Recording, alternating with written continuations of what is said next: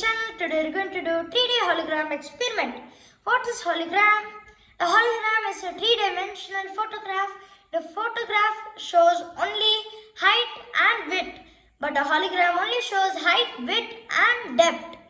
By moving side to side, a viewer can see the front and the sides of the object shown in the hologram. The process of making the hologram is called holography. The hologram is made for many things. People made a holograms of things that are hard to see. Normally, for example, parts in the human bodies to study the details recorded in the hologram.